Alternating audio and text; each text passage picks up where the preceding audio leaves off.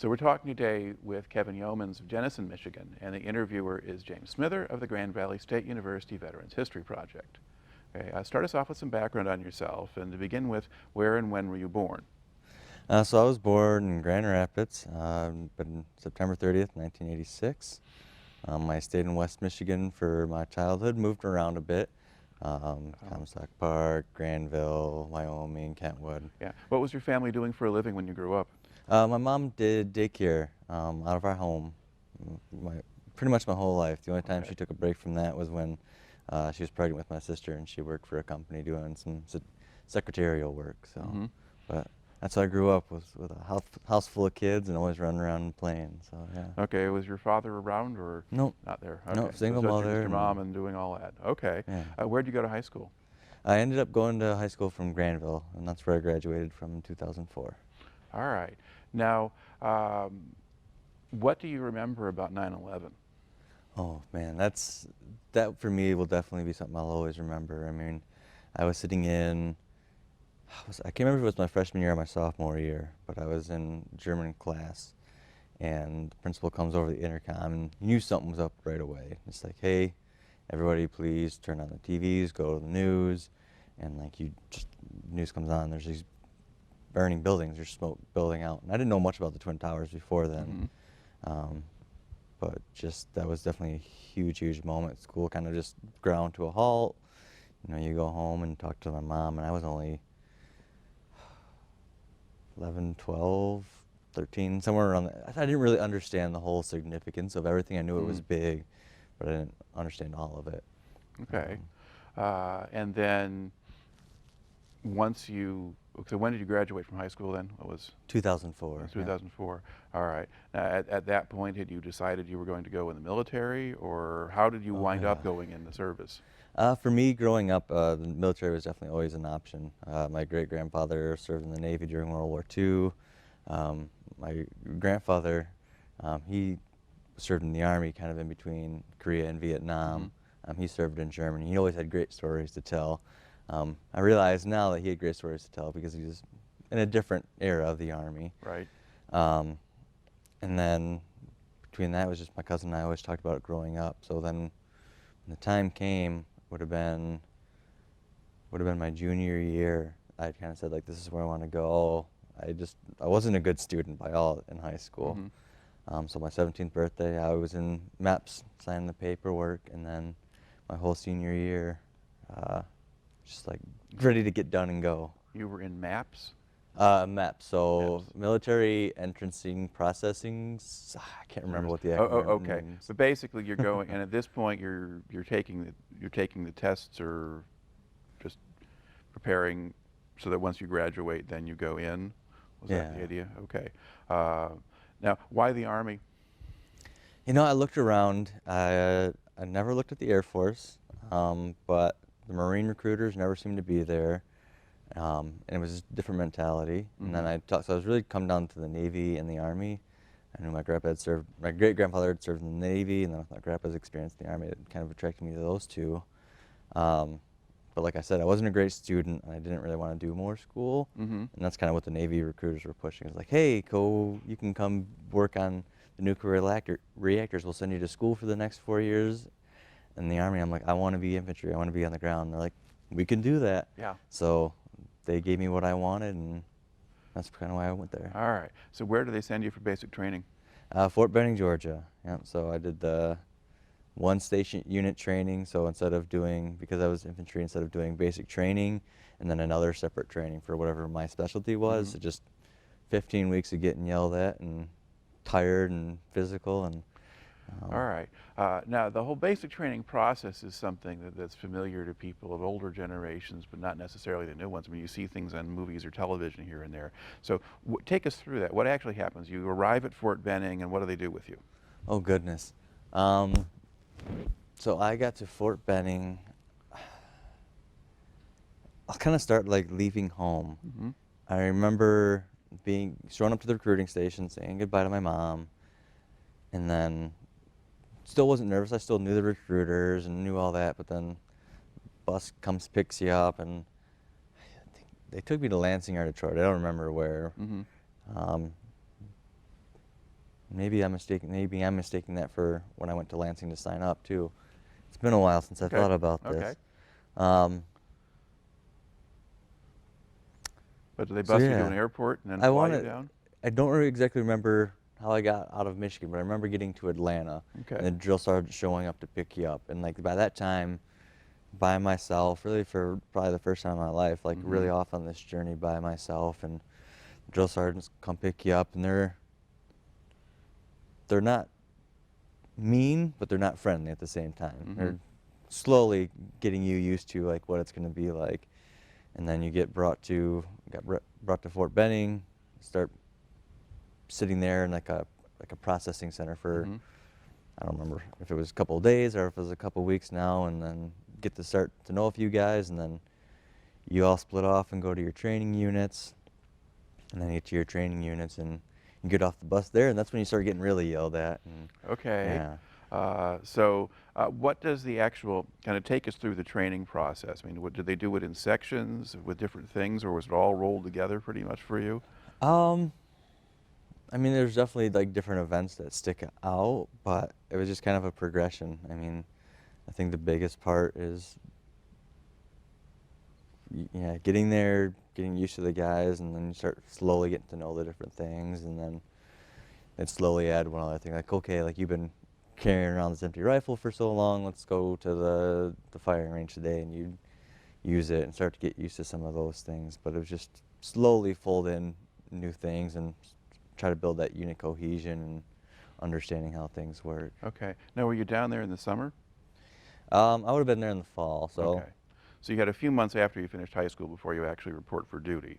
yeah. Okay. Yeah. All right. Now, what kind of physical shape were you in when you went in? Better than I am now, but not as good as I was. I think when I graduated high school, I was probably 160 pounds, just scrawny. Mm-hmm. And then by the time I got out of basic training, definitely much better shape, put on some weight. I want to say I was probably around 175. So definitely had some muscle where before Mm-hmm. I didn't have much. I could run, but that's about it. Okay. All right. And how easy or hard was it for you to adjust to life in the Army? Um, I don't really think it was too hard. In the beginning, it's just kind of I opened myself up and said, "Here we go." Mm-hmm. And especially when you're lower enlisted, I mean, you get told where you got to be, and you got one uniform to wear. So as long as you can show up on time and do what you're told, you don't have to think a lot until you start getting to, other situations and things. All right. Now, how many? What size unit were you training with? About how many guys were with you? Oh goodness. 40, 50 maybe? Okay, so basically a platoon Yeah. that you're with. All right. Now, among that group, I mean, were there people who had a lot of trouble, or? There's definitely a few guys that I wouldn't say a lot of trouble, but definitely came from probably rougher backgrounds than I did, and that kind of pushed back on some things and had a little more adjusting to do than I did. All right. Yeah. Now, what level of discipline were they exercising at this point? I mean, you have the stories of, in the older eras, the sergeants beating people up and doing all kinds of things like that. I mean, sort of what level of discipline was really being exercised there? I think I grew up watching the movies and seeing like Full Metal Jacket and Mm-hmm. seeing some different things like that, and I don't know, didn't seem like it was that tough. Like as long as you did what you're told, you showed up, woke up, shaved your face, and I never had too many difficulties with it. But I mean, there were separate conversations had with when somebody was screwing up, and like, hey, like it's 3 o'clock in the morning, we're still up because of you. Like Mm-hmm. we're gonna make sure that we adjust. Okay. So. So there is that kind of group discipline thing that goes on, and you make the other guys Oh yeah. kind of toe the line and move through it. Okay. So now over the course of your 15 weeks there, so what kind of main things do you spend your time doing? I mean, exercise every morning, training, studying. I feel like the beginning part, you had some more classroom stuff where you're just getting to learn some of the language, getting to learn some of the weapon systems, getting kind of learning basic patrol base techniques, how to set up a patrol base, essentially how to walk strategically, so if something does go happen, you don't all die at once. Just kind of just pulling in really basic knowledge on how to be an infantryman. Okay. Now, at the time you're doing this, I mean, we were already in Iraq and in Afghanistan. Did you have a sense that any of that training was sort of geared toward those places? You know, with basic training, it was really just basic rifleman's task, you know, like how to not be an idiot, you know, keeping your head on a swivel, you know, how to work as a team so that when you showed up to your unit, you weren't completely useless. Okay. All right. So you get through the training part, and now what do they do with you? For me, after the basic training period got done, I went to airborne school. So that was 4 weeks long, and that was still in Fort Bragg, Georgia. So. Okay. Now, what does that actually consist of? That was definitely a nice little reprieve. You had a little more freedom, could leave base after training was done. Mm-hmm. But it was still pretty similar, like show up, doing your exercise in the morning, and then for the first few weeks you go to like a hangar and they start teaching you basic task of essentially, all right, if your parachute goes out, this is when you pull your reserve, and this is how you do a parachute landing fall, and kind of basic tasks. Mm-hmm. And then I can't remember if it's the last week or the third week that you start doing jumps, but then you get to go up in the airplane and jump out of an airplane. So, All right. yeah. Now, did they do a thing where you were jumping off of a tower or something like that in between? Because that's the old World War II thing. They still had the towers. We didn't get to do that. I can't remember if it was, I think it was broken or there's something else. The day we were going to do it, if I remember correctly, the weather or something was off. So it's like, well, we're not doing it this time. Like, we're just going to the airplanes. Okay. All right. So what was that first jump out of an airplane like? Oh, man. I don't remember if it was my first time jumping out. I never remember being nervous. I was more excited. Mm-hmm. And I think one of the memories that sticks with me the most is there's only one jump, and as well as in airborne school, that I got to be the first person in the door. And you're sitting in the door, and you're just a ball of energy, and you're looking out, and you're looking down at the ground, and you can see the ground, but you're still somewhat separated from it, and it's exhilarating. So, like, I couldn't tell you if I got slapped on the butt or if I just heard the word go, if I saw the green light go off, or what it was, but I just remember looking, and then all of a sudden, like, I'm out the door, and there you go. And then you feel the parachute kind of tug open, and then it's while you're 800 feet up in the air, our basic training was probably a little bit higher. Mm-hmm. It would seem like it would take a while, but there's so much going on in the air that it's just like, all right, don't run into that guy, don't run into that guy. Get rid of your rucksack. Mm-hmm. All right, am I tangled? And before you know it, you're hitting the ground. So, Mm-hmm. yeah. All right. Now, were there problems with people getting hurt when they landed? For our basic training, we did have a woman die. So, Wow. yeah, that was a tough one. And we had a few guys that kind of stepped out after that, but I know they never heard the final word on the investigation. But what happened is she had gotten a cigarette roll with her parachute, so instead of her parachute deploying, something happened, so it just kind of was still a streamer, and she never pulled a reserve.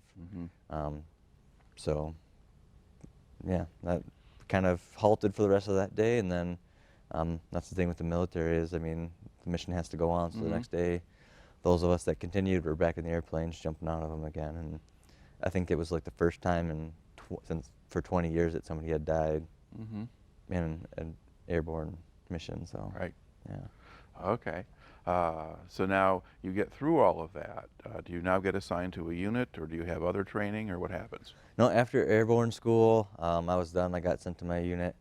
I got sent to the 82nd. So that was one thing that when I joined up, I wanted to do it. I wanted to jump out of airplanes. I knew most people have heard of the 82nd and the 101st Airborne and things like that, but I didn't have a slot. So to kind of go back, I remember there's me and one other guy in basic training that had to compete for that slot. And I'm thankful that I got it. My knees and my back aren't so appreciative now, but it was a different mentality at the 82nd. Okay. Now, isn't parachuting kind of an obsolete skill? I mean, does the military still use it very much? I don't know if I'd say obsolete. I mean, I never did a combat jump. I know there was, I think there was like one or, I shouldn't say numbers. I know there was at least one combat jump that happened in Iraq to secure an airfield. I mean, it's just a matter of, you know, war is definitely changing. You see 101st does a lot more of the fast roping, things like that.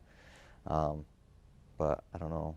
I can definitely see it being of use to be able to get a ton of guys, you know, to an airfield in the middle of somewhere where you can't get ground troops there right away. So. Okay. But in the meantime, when you're with the 82nd, now which particular unit within the 82nd were you assigned to? So I was with, now I'm going to forget my company, now that I got to say it, but I was with, I believe it was with Bravo Company 2505, so the 2nd Battalion, 505th Parachute Infantry Regiment. Okay. All right. And now when you go and join the unit, what kind of reception do you get? Again, it wasn't like what I expected. You see the movies where you get the hazing, and that might have been cracked down a little bit, I don't know, but wasn't welcome with open arms and hugs and high fives, but this is where your unit, you get dropped off, standing at the CQ desk, and I can't remember what that acronym means at the top of my head, but you're just standing there waiting, and they take their time to come get you, and then I can't remember if it was my squad leader or my platoon sergeant that came and got me. I'm guessing it would have been my squad leader comes, gets me, starts showing me around, you know, like people will look at you and like look you up and down and kind of measure you up and then move on, don't say hi, and here's your room, here's your roommate, this guy's going to square you away, you know, you'll be at formation the next day, whatever that is. So. All right. Now, what was the unit doing generally, or was its assignment at the time that you joined it? Were they just in base, hanging around, or? Yeah, so with the 82nd, I'm probably going to mess things up, it's been a while since I've been it, but there was 3 different training cycles. There was Division Ready Force 1, which meant we were on call. So one of the things with the 82nd is we could be anywhere in the world within 24 hours. So there was always, I can't remember if it was a brigade or a battalion that was always on Division Ready Force 1. So those were always a tough few months because you're not supposed to go anywhere, you're not supposed to drink. We never drank. And just be ready to go. And then you had a heavy training cycle where you'd just be out in the field a lot and, you know, doing missions and training, whatever that may be. And then you kind of have like a slower few months where, hey, you're going home on leave, or you're doing some classroom training, you know, doing some other maintenance stuff within the unit and things like that. Okay. Now, had your unit, before you joined it, deployed either to Iraq or Afghanistan?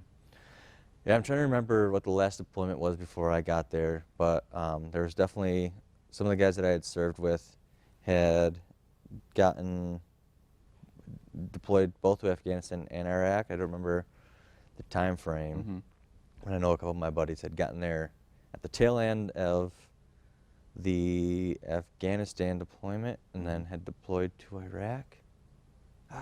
Okay. So there were at least some people who had been someplace at that point as a unit. Now, do you think they had gone as a unit, or had they been in other units and then just reassigned to your battalion? There was definitely a lot of guys that had been in that unit, and there's a few that had come from other units. Okay. But yeah. All right. So now you're with them, and then now where is the division based? That's going to be Fort Bragg, North Carolina, so Fayetteville, which I don't know if a lot of people know Fayetteville, but I think it's relatively in the middle of North Carolina. So. Yeah, but there's not a whole lot of built-up stuff around it otherwise. No. It's kind of, it's a very large base, so it's got a lot of space. Now, so when you're doing the training, and is this where you're doing a lot of the practice jumps and this kind of thing? Is that a regular thing to do, or do they do that just occasionally? Yeah, I feel like we did a jump every few months, I mean, just to stay proficient. By the time I left the 82nd, I had 15 jumps. Okay. So yeah, I remember getting back from Iraq, and if you hadn't had 15 jumps before the deployment, they were making you do remedial training. So you had to go through this whole like month-long course.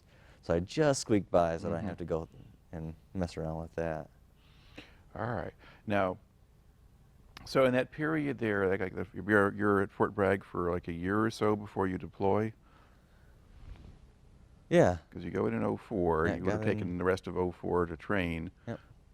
So I got to my unit sometime in '05, and then we deployed, was it August, September? Yeah, so fall time frame of '06. Okay. So you got a year or so there at Fort Bragg. So what was daily life like at Fort Bragg during that period? Um, Daily life, I mean, wake up at 6. Um, you some days you're still drunk, some days you're hungover. Um, Usually still pretty tired no matter what it is, and you go down, get in formation, um, do your morning routine, and then usually off on a run. Usually ran every day, and then come do push-ups, sit-ups, maybe a ruck march, whatever it may be. Go back, clean up, eat breakfast, report to the headquarters, and then see what the daily tasks were, and then go out from there. And then, yeah, I mean, with the 82nd, when we were when we weren't heavily training, I mean, a lot of times we were out there out of work fairly early, so we could go hang out, relax, and then that way when we were on Division Ready Force 1 or in the heavy training cycles, that meant the guys with families were able to spend some time with them. And then for the younger of us that didn't have families, we usually started drinking. So, yeah. All right. Now, was that done on base or off base, or did they have clubs on the base that enlisted men go to, or? There wasn't really any clubs on base that we went to. I'm sure that, like, there's the officers club and things, but I mean, we usually just drank in the barracks, or we'd go off post, and there's a few little watering holes that we'd like to go to. So, yeah. Okay. Now, were you paying any attention to kind of what was going on overseas, or keeping track of where or when you might go somewhere? I figured we'd just get told. I mean, we just, I was lower enlisted, so I just did my job. I showed up in the right uniform and, made sure I had my hair cut and looked the part and just did what I was told. And they'd tell me when I was going to go and what I needed to do. And other than that, I just... All right. So how much in advance of the deployment do you get notified that you're going to go? So before our deployment, they had told us that, all right, we're going to deploy. So we kind of started getting ready. And then right before we had a leave scheduled, they said, never mind, it's canceled, it's off. So that wasn't surprising. Before we deployed to Iraq, we had actually deployed to New Orleans after Hurricane Katrina. So that's kind of what happened then, is like, they're like, we heard the news that this was happening, word came that we might go, so like, we're going, and then we're not going, and then we're going again, and then we're not going. And then the news says we're going, so we're like, hey, we must be going. Well, talk about the Katrina deployment. So you go to New Orleans after the hurricane. So what did you do there? What did you see? So for Hurricane Katrina, that's definitely another one of those memories that'll stick with me for a while, because I haven't told my wife this story yet, but I had met a girl. I had gone when I went on leave, and one of my buddies from New York, I had met a girl, so she had come down because we had a 4-day weekend scheduled, and we were going to see if this was something we wanted to explore, or if it was something that, hey, it was nice to meet you. But she had come down, got there like Friday morning, so we helped my buddy move, and then kind of have the night to ourselves, kind of talking, get to know each other. Get the call in the morning, hey, get to work, because we were on Division Ready Force 1. We are deploying to New Orleans. All right, so we grabbed our bags, we go, we're gone all day Friday, and we have our bags packed. I remember building the pallet of our rucksacks and things like that, and watching some of my buddies getting on the airplane to go to New Orleans, and sitting there with a couple other NCOs and different things like that, and we're just sitting waiting, and we'll be on the next plane to go. And all of a sudden we see the guys coming off the airplane, and we get a call like, hey, get the rucksacks off, we're not going. So we rolled back into my buddy's apartment late that night. I can't remember if it was 11 or 1. So I essentially come home, see this girl, talk for a little bit, and just pass out. And then again, the next thing, I mean, the next day I think it was like we start doing some things. Hey, get back into work. We're really going this time. So that time we really did go. Packed the bags, got on the airplanes, got to Hurricane Katrina, and one of the things they kept telling us is like, make sure your rucksacks are full of water. Like, we don't care if you've got enough clean underwear, but we don't know how much good water there is. We don't know when we'll get clean water. So we're carrying around, I mean, just these enormous heavy rucksacks and load up on the plane. As soon as we get off the plane and get to the airport, there is just pallet upon pallet upon pallet of clean bottled water. Okay. So we were prepared, but thankfully we didn't have to like ration our water for the next couple of weeks. Right. Got from the airport, shuffled around, ended up getting put up on the Coast Guard base there in New Orleans. Somebody pointed one of our guys, like, that's your building, clean it up, make it your area. So we spent the first couple of days just making the area where we could live and essentially just set up some tents and, all right, this is where we're going to live for a while. Did that for a few days and then kind of did the hurry up and wait. So now we're sitting there for a second, like, all right, now what are we going to do? And then finally we got connected and like, all right, we're going to go out on missions. We're going to hook up with, I think I ended up hooking up with a couple of Coast Guard guys. And they keep telling us, don't get in the water, it's sewage, don't get in the water. So I remember at that time they had made me a temporary radio telephone operator for my platoon sergeant.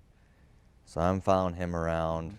We get the little rubber Zodiac boats, get that in the water, and Coast Guard guys jump in and start pushing it away from the little island of actual dirt we had. And I look at him, because we'd just been told for days, don't get this water, and he looks back at me and just goes, starts walking in the water. So we got wet right away and then just ended up patrolling on boats for that first part of the day.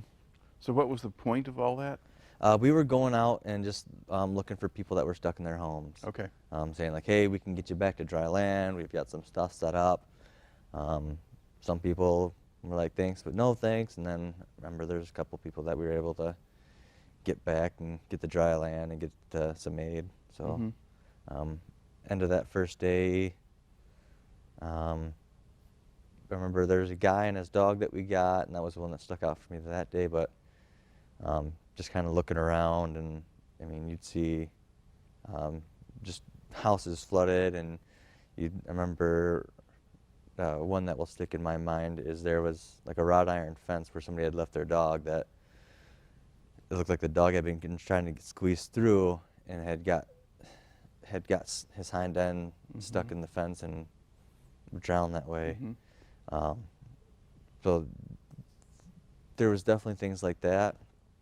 But then after the end of the first day, I mean, kind of soggy and wet and tired, and we load the Zodiac boats back on the trailer, and we had one last one to go.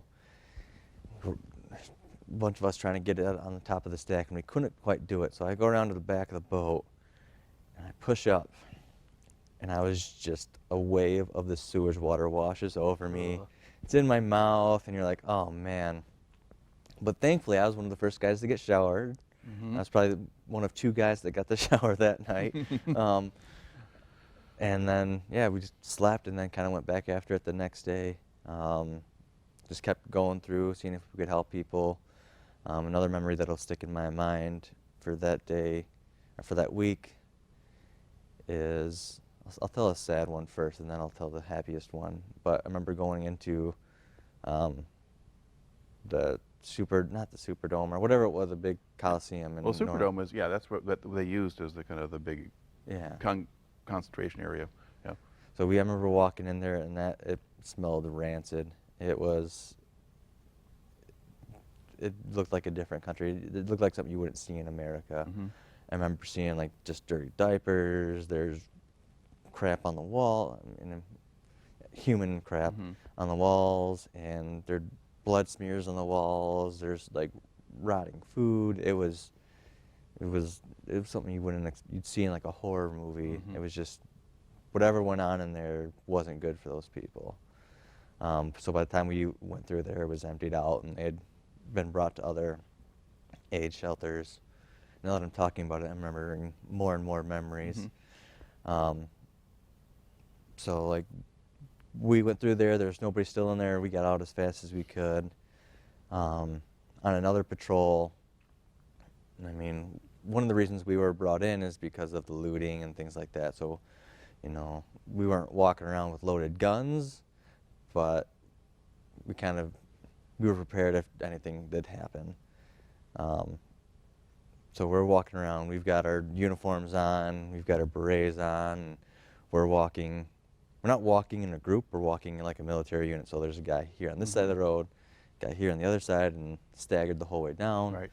I'm in the middle with my platoon sergeant, and I've got this huge radio on it with a huge antenna sticking out my back. And we start walking up to this checkpoint, and I'll never forget, this cop like sees us coming, like puts his hand on his gun and is like, "Stop, who are you? Stop, who are you?" And my platoon sergeant looks at me this time and he's like, "Is this guy serious?" He didn't say that out loud, but he kind of looks at me and, "We're with the Army?" And like the cop puts his gun away. And then he gave us,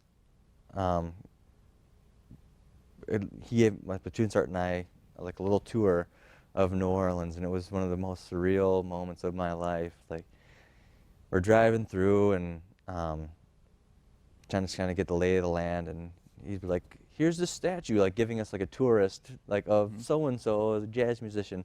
"Oh, and there's the dead body," and keep driving on, and kind of like just weird stuff like that. And it was a tourist thing, but then all like, "Oh yeah, we got somebody here," and just very weird experience. So we got done with that, went back home at the end of the night, and kind of just went through that grind over and over again. So how long did you stay down there? Month, 3 weeks. I'm not sure on the time frame. It's one of those moments in my life where it's just like the days kind of blended into one another. So there's different moments highlighted, but I couldn't tell you if we were there for more than a week. But if it was 2 weeks, 3 weeks, a month, I don't know. Yeah, but you were keeping pretty long days, and you're out there walking around a lot, so you kind of get pretty well worn out. And did you have? I mean, the Coast Guard station. I mean, did you have actual bunks and things to sleep in, or were you just? No. No bunks. They just gave us like a little place where we could set up camp, and that's where we set up camp. There you were. Yeah. All right. So now you come back from that, and then how much of a gap was there, do you think, between that deployment and actually going to Iraq? I feel like that was pretty quick turnaround. I mean, I feel like we got back, kind of got a few things done, and then was starting to prepare to deploy. So yeah, got back, deployed. "Hey, you're deploying." Then getting ready to go home. "Oh, you're not deploying." So I go home, come home. I got my nipples pierced. Like, "Oh, we're not deploying." I don't know. It seemed like a great idea at the time. Okay. Tell all my friends and family I'm not deploying. Get back to base. "Oh, by the way, we really are deploying, so I'm not going to have a fresh wound going into a foreign country." So took the nipple rings out, called my family and friends, said, "Hey, we are deploying sometime within the next few months." And all right. yeah. So now what is the actual deployment process? I mean, did you go anywhere else to train or to prepare you for being in Iraq first, or did they just load you up at Fort Bragg and send you overseas? Oh yeah, we did. We went down to Louisiana to do, I can't remember the acronym they used for it, but we went down there for like a month and did some training, and that was more focused on like the situation in Iraq. So got some guys that were recently back, and talking about different things on like how to look for IEDs, trying to set up some situations to get used to the different culture, which I mean, you can't get used to it until you're there, but getting used to people walking around and women walking around with their faces covered, and just different things like that. So okay, so there is some actual orientation there or something? Because you really hadn't had any specialized training at this point that was geared toward the Middle East. No, not especially. I mean, like as a weeks-long training course, a lot of that's just, you know, the guys that had been there already, trying to teach what they've learned and building that unit cohesiveness, and just, you know, our training activities were definitely more geared towards what was going on in Iraq, but there was nothing like we did in Louisiana before then. Okay. Yeah. All right. I mean, now, did they have people who were sort of playing Iraqis or whatever? Did you get to practice encountering civilians or things like that, or were they just telling you about that stuff? No, in Louisiana, I mean, you're interacting with civilians, but I mean, it's just, you know, it's another private that's dressed up in, you know, a different type of clothing. So, I mean, some of those guys that were playing the civilians hadn't actually been there. So you're doing your best to create the situation and, you know, as best as you can. All right. So now what's the actual process for getting you to Iraq? Get on a plane, fly. I can't remember if we stopped in the States, but we flew to Germany, lay over there, get back on the plane. We're only there for a hot second. They didn't want us there for too long. Back on the plane, and then flew into Kuwait. From Kuwait, we took some tour buses. I can't remember. I remember getting on the tour buses, like driving through Kuwait, and you're trying to take as much as you can in. There's lights and it's dark, and but then like driving through the desert on these tour buses, and that's one of the pictures that I'll look at occasionally. But we got stuck. Like you're driving through a big beach, so like this big tour bus gets stuck in the middle of the desert. So we all pile off the tour bus, and we just sit there and wait until another tour bus comes to pick us up, and hopefully that one doesn't get stuck. And I don't remember how long that trip took, but eventually we got to where we needed to be. And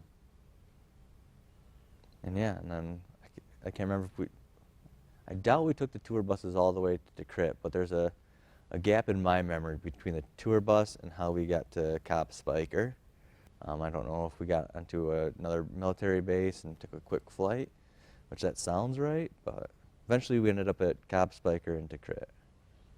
COB Speicher? Yeah, Command Operating Base? Okay. Oh, goodness, I don't remember what the acronym actually stands All for, right. but something operating base. All right. Yeah. Okay, Command Operating Base makes some sense if they had a C to start with. Yeah. Okay. And now, were there other units based there that you were joining, or was this kind of you were taking it over, or what was the deal? So COB Speicher was actually a really big base. It's actually an airfield, an Iraqi Air Force, Iraqi Army airfield before the war. So it was pretty built up. There was all sorts of different units there. But for my company, because we were so far spread, that our company was detached and attached to an artillery unit. We're not really using, at that time we weren't using a lot of artillery in Iraq. So we were kind of tasked with being the infantry unit for that whole area of operations, and doing our best to train the artillery guys on essentially how to do more infantry tactics, how to, you know, do route secure, how to do security for high value people, and yeah, that was kind of what we were tasked with for that area. I don't remember the name of the artillery unit we were attached to, but that was a pretty big base. Okay. So are you going off the base a lot and into the surrounding area, or are you staying on the base, or what's happening? No, we definitely tried not to stay on the base. Too many rules. No. But we did a few different things. There was the provincial reconstruction team that was working with like the local government and local officials to try to build some stability and structure, and then also to negotiate. Like, this is my understanding, so it might not be perfectly clear. I didn't get told everything. But, you know, we'll give you this money, but it's for this, and then kind of following up, doing our best to make sure they use the money for what it was given to them for. And just trying to build relationships. And then for that, we we'd convoy out of the base, bring them to the governance building, set up a perimeter, and then pull security for however long they were going to talk to for that day, and just sit there and talk and try not to be complacent or take your eyes off and make sure nothing happens. So. Okay. And how long was the deployment? The deployment ended up being 15 months. Okay. So we were part of the surge that kind of happened towards the end, so we got extended for 3 months. So when you initially go out there, sort of the surge hasn't started yet. Mm-hmm. Now, was there much hostile activity going on? In our area, it was relatively quiet. I mean, there's still guys taking pot shots at us and trying to blow us up. But I feel like our area was fairly quiet for the time we were there. Mm-hmm.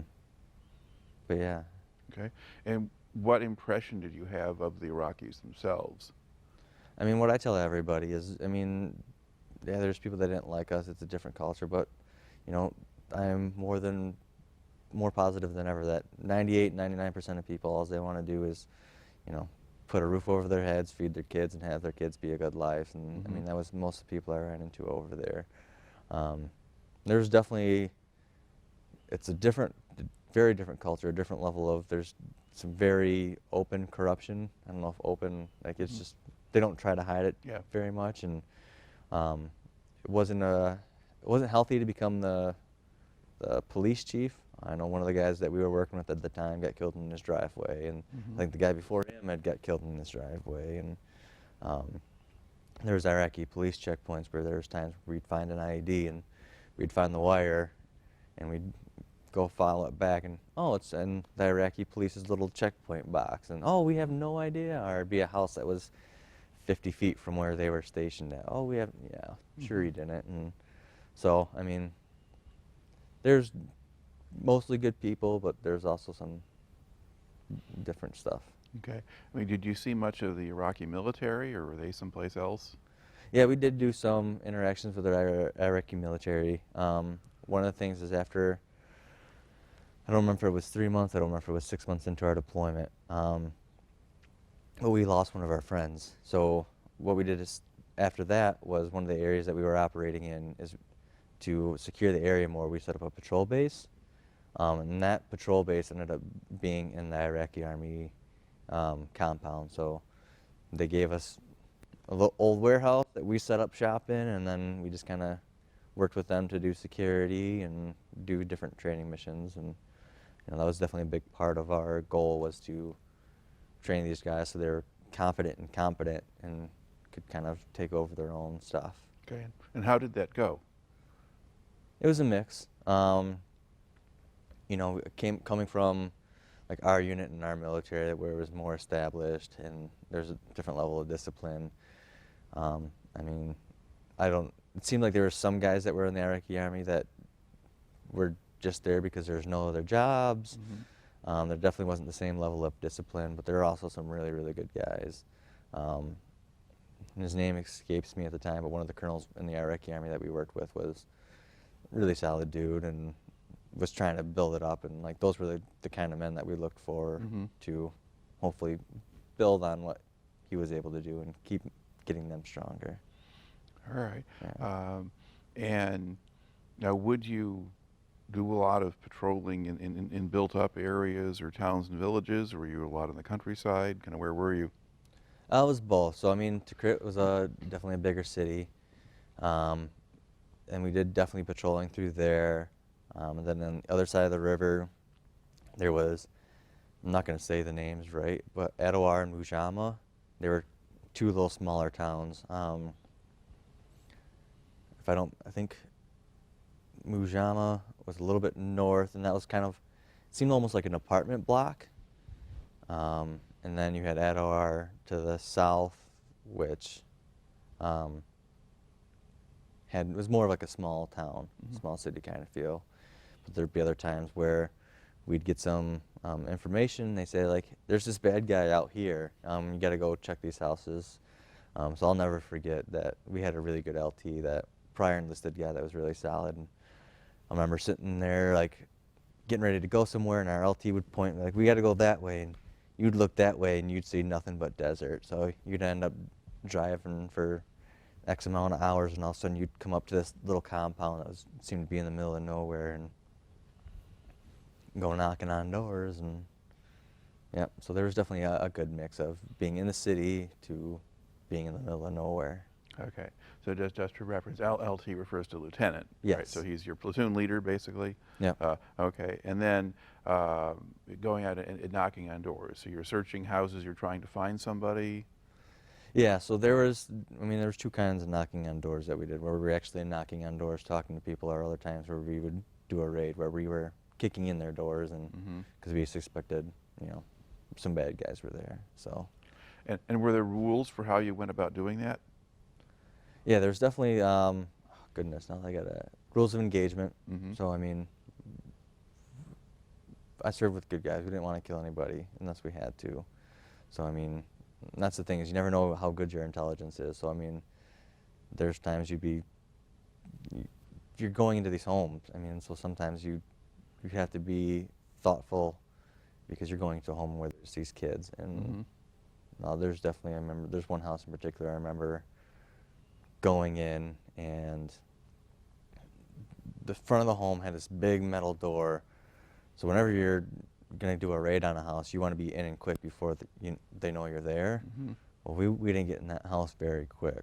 So we got a sledgehammer and a crowbar and hit the door, and gong, like the whole neighborhood had to be awake. And so like everybody, at the time we got in the house, everybody's just on high alert, and we get in to the first room, and there's one of the older ladies of the house that's just, she's losing her mind, crying, she thinks there's somebody there to take out her family. And so we see her, and then out of the corner of my eye, I see somebody come out of a room or something like that. So turn, and it was just a kid that was like, what the heck's going on? So you always had to be careful when you did something like that.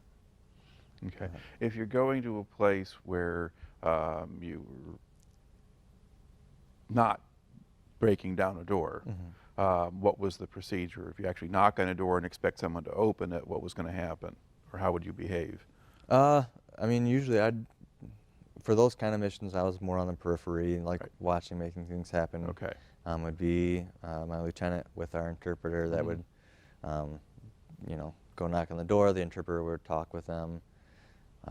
And then just like, hey, we're looking for these people, or we're looking to do this, and trying to build some relationships. A lot of the stuff with the Iraqis would have been done more through like groups. So they have the sheikhs that are overseeing like a group of people. So that was really key. Is if you could get the sheikh on your side and work with them, you'd see a lot less roadside bombs. You'd see a lot less people shooting at you. Where if he wasn't particularly friendly, that he'd be a little more lax on, making sure people weren't trying to kill you. Yeah, and so you were talking during the time you were there. There were areas in Iraq where there was a lot of violence, and there were a lot of IEDs, and there was a lot of trouble and Al-Qaeda resistance and things like that, and that brought on sort of the whole surge strategy and the idea and principle that involved having small units kind of going out in the community and staying out in the community and securing different areas, which could expose you to more attacks, but also directly confronted enemy fighters. But another piece of that was also figuring out who the local power brokers were and connecting with the sheikhs and trying to give them things that they wanted in exchange for their help. Now, in the area that you were in, how did the surge strategy play out, or what aspects of that did you see? For us, I didn't see a lot of change. I think we were kind of already doing that. So we didn't see any more units coming to our area at the time. But definitely, it was a lot of work with the local government. Like, hey, we're nice. We're not trying to rule over you. Don't blow us up, please. What are your problems? Just like you said, if we could avoid getting blown up or doing anything like that, we really tried to do that. So yeah, it was just really, that was one of the reasons we set up the patrol base too, was we realized that being on COB Speicher, we were on the other side of the river. There's this whole, whole other area that we had to go into and be a part of that. We weren't boots on the ground. We couldn't do security, and just getting over to that area took a day because we drove slow. You're not driving at 80 miles an hour. You're driving at like 25, 30. So we set up that so we could be in that area and be a part of it. Okay. Now, did your unit take any casualties while you were there? Yeah, we lost my one buddy that was coming back from the patrol base back to COB Speicher one day. We were just driving back, saw some different IEDs. Some of our guys got out of the trucks, followed the wires back to the shack, and just all of a sudden you just hear this boom, and he was gone. We had another guy that had just got to our unit. He actually shipped over to us in Iraqi. I mean, he was maybe he had to be 18 if he was deployed with us. That he'll never be the same. He's not dead, but he's not himself anymore. Okay. So that was a tough one. He was a kid too that never felt like talking with him and talking with some of the other guys that were with him on the rear deployment, the guys that stayed back to make sure we're getting everything we need and stuff they squared away at home. That it seemed like he was pushed by his dad to go in. So like his dad pushed him, and it wasn't like, oh, I'm ready and happy to be here. Like, good guy, would have been happy to serve with him for years, but you know, for him to be in country for like maybe a week, and that's it. But yeah, it's something that's tough to talk about. Now that I've talked about it a few times, it's gotten, I don't break down crying anymore, but that's something I'll remember for the rest of my life, and that's something that pushes me to be better. So, yeah. Okay. But on the whole, were incidents pretty rare where you actually hit, or would you hit IEDs that wouldn't do very much damage, or did you just not get that many? We definitely got a few. I couldn't tell you all the numbers. Personally, I was blown up 3 times. There's definitely a couple that stick in my mind that happened to me personally. One was I just got back from mid-tour leave, and we were driving down a service road, and I was driving, and we hit an IED, and you know, thought I lost another friend. Thankfully, he was all right. We didn't lose anybody, but by that time in the war and where we were at, we were driving around in almost small tanks. Those the Humvees had so much armor plating added to them and big glass armor windows that we could take a lot of damage.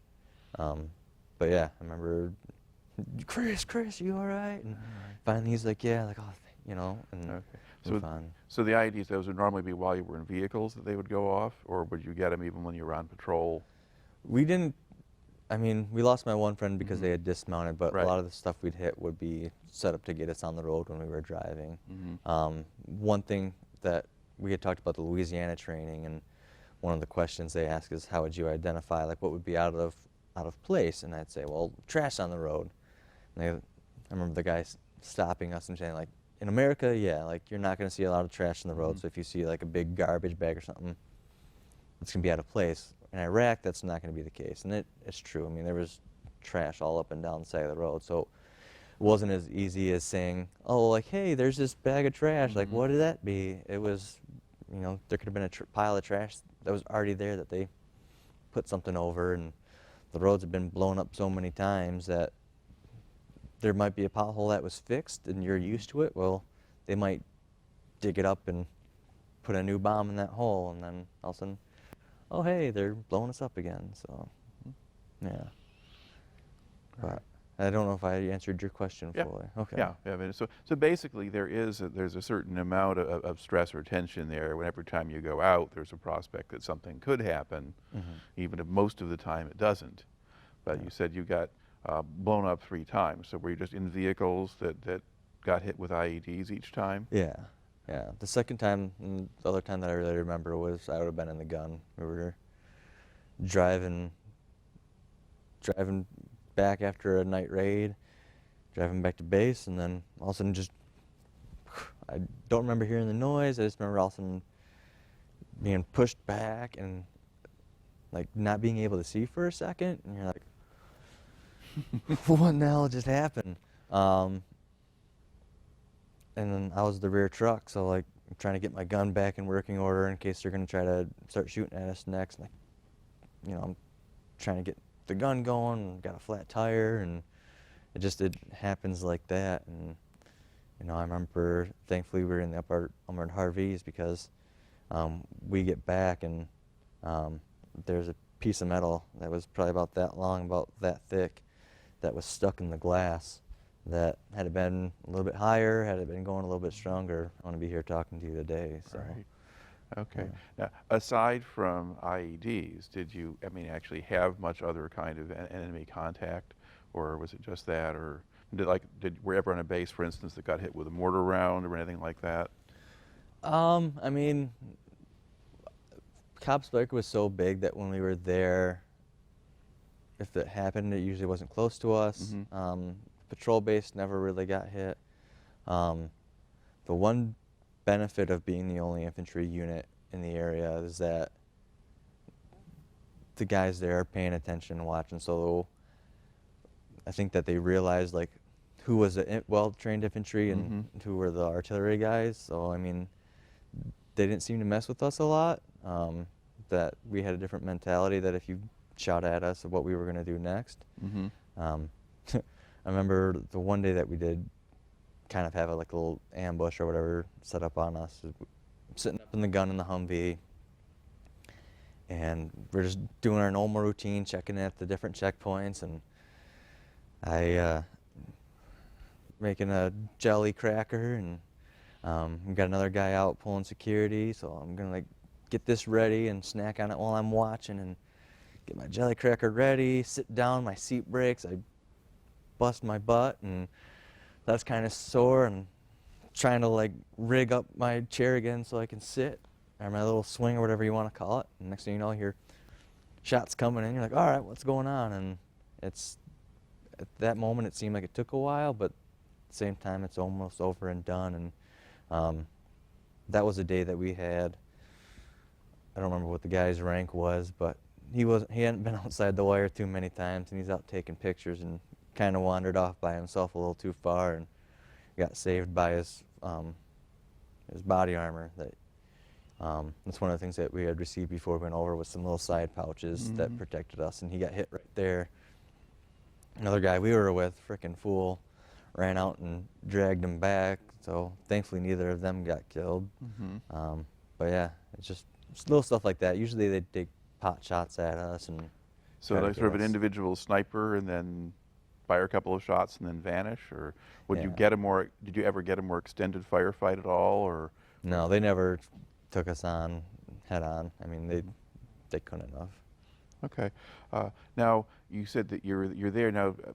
In principle, your deployment would have been at most a year, like normally. Yeah, it's but- supposed to be 12 months. Yeah, okay, supposed to be 12 months, but then it gets extended. And what's the response in the unit when you find out you're staying?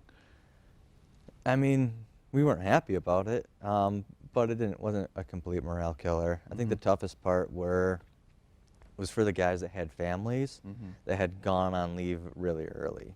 Yeah. So I had a buddy that we'd only been in country 3 months before he took his leave. So he's going to go a year without seeing his wife and kid, and that was really tougher for me. I've had family, but I was a single guy and Mhm. no kids waiting on me. So, and I was one of the last people to take leave. So I'd Mhm. kind of taken the risk on the other end. And, I think I was only supposed to be in country 3 more months by the time we left, but then it worked out for me because I took it at the end. So. All right. Now, did you have a sense that you were making any progress, or did things seem to be the same when you left as they were when you got there? As the lower enlisted, I didn't see everything. Mhm. But hopefully we made a difference in some people's lives, but it's going to take more than us staying there for a few months or a few years. And Mhm. if we're trying to change something, if you want to do big things, it takes a big amount of time. And like we talked about with the surge, where to win hearts and minds and to become a part of those communities, you can't do that in a year. Mm-hmm. So I didn't feel like we made some big changes. I think we helped hopefully add some stability and for hopefully the good people that were in the area to start cleaning things up and put some infrastructure in. But I mean, it's just you can't build relationships in just a year, especially when they've seen it for the last 6. They know that you're going to be gone in X amount of months, and somebody else is going to come in, and they're going to have to restart the conversation. So Right. it's hard to make a big change doing things like that. All right. So now you're finishing your deployment kind of late in '07. Now, how much time did you have left on your enlistment at that point? So we got back November-ish, and I think I had about a year or so left on my enlistment. Okay. So got back. I was thinking about re-enlisted. Enjoyed the infantry. I enjoyed jumping out of airplanes, but at that time I realized there was more I wanted to do. So I wanted to do some more thinking kind of stuff. So I was looking at military intelligence or whatever that might be. So I was in the process of getting my security clearance squared away. I found out, hey, you're being shipped off to Fort Hood. I tried to protest. So I was like, so the difficulty there is I didn't want to go. I wanted to start this next phase of my career. But if you decline an order, they would have let me stay, but then I couldn't have re-enlisted. Right. So I tried to think, well, I don't have the required time. You're supposed to have like 2 years left on your contract or something like that. And they're like, oh, we'll waive it. Don't worry about it. Like, okay. So off to Fort Hood I went. And then that's when I realized that, I mean, there's a lot of good guys that serve there, and I don't want to diminish them or what they've done. But there was a different mentality in the 82nd. There's a different level of discipline and the things I had saw that when I got to Fort Hood, that just was my time to be done. Now, what unit was at Fort Hood? That would have been the unit of the 1st Cavalry. I didn't get too attached. By that time, I was just disillusioned. I realized this wasn't going to be the rest of my career, or that, you know, I was just a cog in the machine. And just, it's a great thing. The Army as a overall is a huge organization that's hard to run, but it just wasn't for me, and I was ready to be done. All right. Now let's back up again a little bit. Are there other incidents or memories or impressions from the time in Iraq that you kind of stand out for you that you haven't brought into the story here yet? Oh, goodness. You know, that's the one thing, like sitting here today, like when we talked about New Orleans, there's things that kind of you remember, and then talking about Iraq, there's different things. I mean, there's all these different war movies and things like that, and I remember seeing Jarhead after I had deployed, and not the greatest movie, but there's one moment where he's talking about his time deployed, the character, and he's like, it's like 99% you do nothing, and then there's just 1% of just craziness, and that's exactly what it's like. There's so many days and hours and times where just sat in the middle of the desert staring at nothing, and it felt like, and then there's these just brief little moments of craziness that get highlighted, and you know, there's good moments and bad moments. You get to know the guys that for me, it was all guys that I had served next to, and you know, you're sharing memories, and you know, just doing little things where, whether it's you found a way to sneak a little booze into into camp, and you know, you're having a drink and you're trying to let loose a little bit, but not too crazy, and also not get caught, so you don't have a whole, you know, searchlight on your unit. It's just little moments like that. Okay.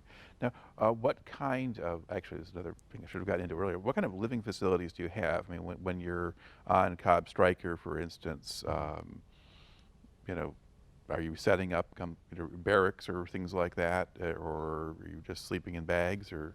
Oh man, by the time we got to COB Speicher, that place was a resort. They had a Burger King and a whole bunch of other junk that you can go to, a big old chow hall. That was always nice coming back from like our month-long patrols, and or whatever it would be, and you'd come back in dirty, and you'd have this chow hall guard telling you can't come into the chow hall because you're dirty. You just look at him and be like, we will roll through you right now. We've been out for a week. We're dirty, nasty. We understand it, but we're hungry. But you'd roll into the chow hall, you'd get pizza and chicken and whatever the hell else you wanted, and that was definitely a resort. And you'd go back to, they call them CHOOS. I don't know if I ever knew what that acronym was, something housing unit. And it was like a single wide trailer split in two, and 3 guys were in a half. And it had air conditioning, and then one of the guys I served with, he was from Guam. So that's definitely a tight-knit community that we were able to, I say we, I just followed him around and carried stuff, but Santiago went to some of his family that had been prior to deployed, and we had a satellite hooked up, so we had some TV, and we had an Xbox, and like that was not a hardship duty while we were on COB Speicher. But then when we did our time out in Patrol Base Woodcock, that was definitely a warehouse where we had some showers, and you'd lose water pressure sometimes, so like you'd lose power because somebody in the power plant was trying to give us grief. So then our lieutenant would call up to the company commander, the company commander would call up, and then somebody would have to go out and give the guys at the power station a little trouble. And yeah. All right. Now, did you have contact with home? I mean, did you have email or internet or anything like that?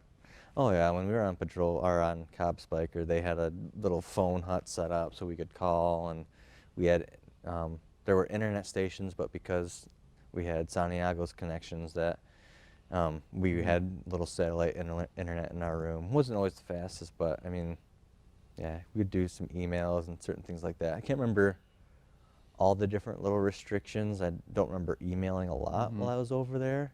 I think that's something they kept a pretty tight lid on just for security reasons. But yeah. So it's a little different world from when it was all just written letters and that kind of thing. Yeah. All right.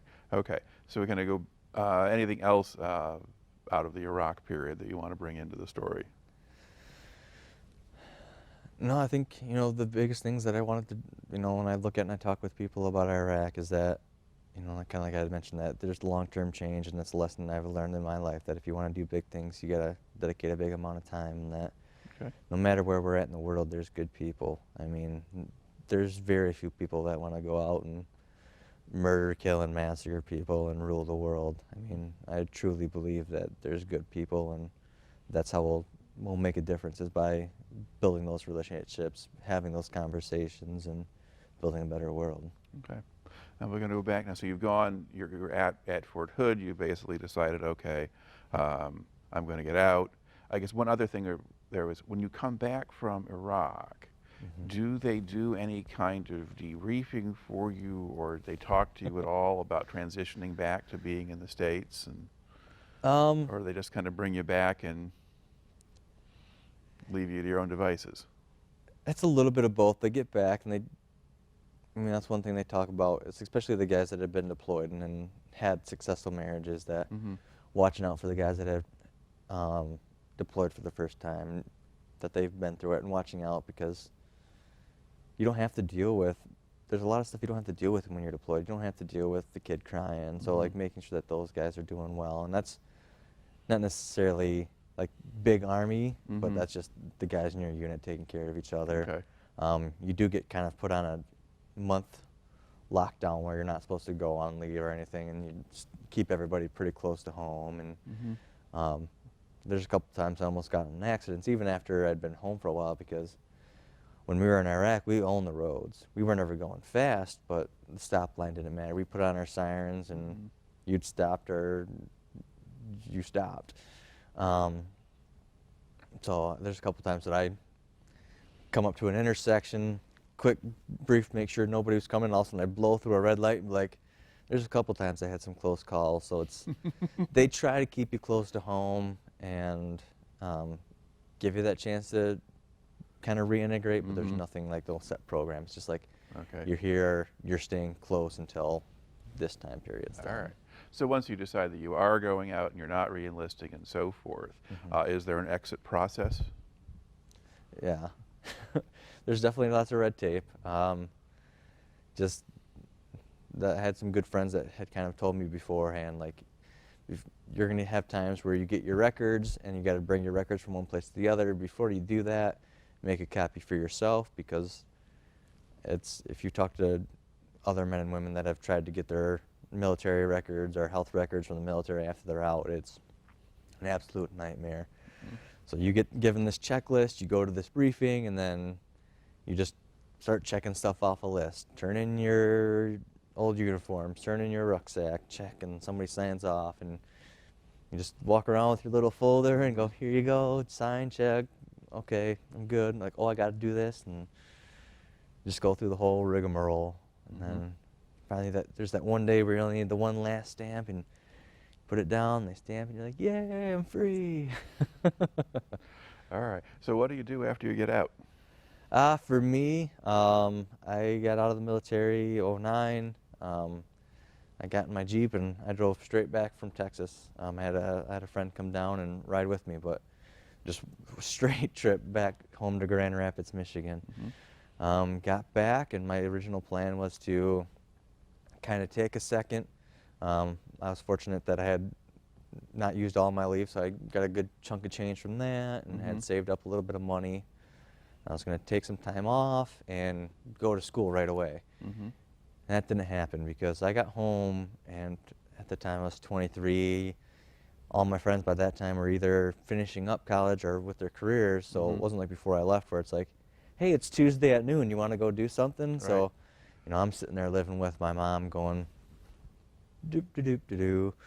So I ended up looking for a job, and I ended up working with DTE Energy, so the gas company here in Michigan, and I worked for them in Muskegon doing meter reading, and loved the job. I would have stayed there for the rest of my career there. Good guys, good company, took really good care of me, but then end of 2010 is when I found out about the post 9/11 GI Bill.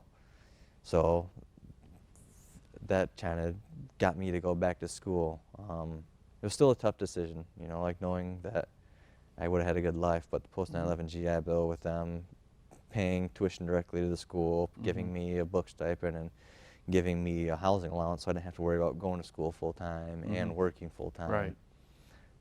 Went back to school, and that would have been 2011 that I started.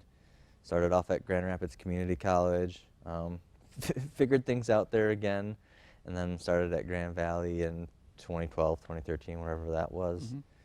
Graduated from Grand Valley in 2015, and then that's when I was a student there, is they pushed me to do internships, and I ended up doing an internship at the March of Dimes, and that's when I figured out that's where I needed to be, was in the nonprofit sector. I loved, the part about the Army that I really loved was kind of service, and that's what I found being back in the nonprofit sector. So that's what I do now. I work for nonprofits and I raise money so we can do great things.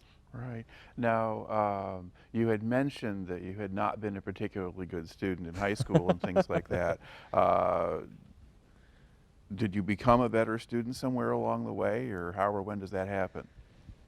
Yeah, I think definitely realizing that, you know, the complaints I had in high school, and it's not tough. I mean, that definitely helped a lot. Like, I've been through things that'll serve me for the rest of life, where I can just be like, eh, it's not so bad. I've got a roof over my head, my bills are paid, and I've got food in my belly, so I'm doing all right. But I think the military was definitely a big part of that for me, and those experiences that I had. And, you know, I had a lot of good guys that pushed me to do good things in the military and outside. So I think for me, going back to community college kind of helped me figure it out. You know, I thought, oh, I'm 24, I know what I'm going to do. I still didn't have a clue what I was going to do going back to college. So that gave me time to figure out. Didn't have the greatest GPA leaving community college, but then going to Grand Valley, they allowed me to start over with a fresh slate. And that was kind of like my moment of realizing where, and then when I joined the military, there was always the option that I could come home. When I joined DTE Energy, there was always the option that I could quit and go back to school or do something else. Well, now after having my life experience and being at Grand Valley, there wasn't like, if Grand Valley doesn't work out, I can just go back work at DTE. Like, I could have tried to get back in there and I would have had some pluses, but there was no like, what's next? Like, I had fully dedicated myself to something. So having that realization, and having my experience of like, man, this isn't so bad. You show up, you write some papers, and you just pay attention and do what you need to do, Mm-hmm. it's not so bad. So some of the stuff, so you are taking things out of that Army experience that you now get to apply in the rest of your life, or at least it gives you that sort of perspective on things. Oh yeah, there's days I hate to admit it. You know, there's kind of the I don't know what the right word for it is, but the stereotypical guy, like, oh, and when I served, and Mm-hmm. you'd hear those guys when you're in, you're like, yeah, sure, guy. And then now I'm to that point now, I'm like realizing all these things I learned about working for a company, setting strategy, setting goals, Mm-hmm. staying focused, and kind of how to organize. And sometimes it's little things that I don't realize. One of the things that when I was in is I was always required to carry a notebook and a pencil with me.